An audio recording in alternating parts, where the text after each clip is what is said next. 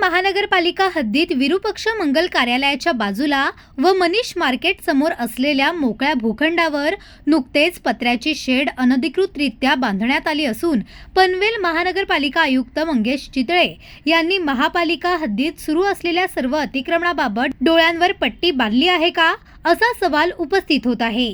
पनवेल महापालिका आयुक्त, नगररचना विभाग, प्रभाग समिती कार्यालय व अतिक्रमण विभाग हे झोपेत आहेत की झोपेचे सोंग घेत आहेत, असा प्रश्नही या निमित्ताने निर्माण होत आहे।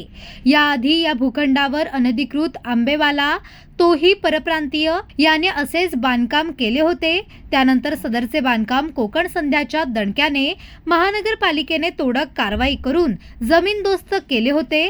मात्र आता पुन्हा याच ठिकाणी होलसेल दुकानाची भली मोठी शेड विनापरवाना उभारली असल्याने पनवेल महानगरपालिकेने अनधिकृत अवैध बांधकाम करणाऱ्यांविरुद्ध महाराष्ट्र प्रादेशिक नियोजन व नगररचना अधिनियम 1966 च्या कलम 52, 53 आणि 54 अंतर्गत फौजदारी गुन्हे दाखल करावा। विनापरवाना किंवा मंजूर नकाशापेक्षा अतिरिक्त बांधकाम करणाऱ्यांवर कारवाई, बांधकाम पाडणे आणि गुन्हे दाखल करण्याचे अधिकार पालिका, तहसीलदार आणि संबंधित प्राधिकरणांना आहेत।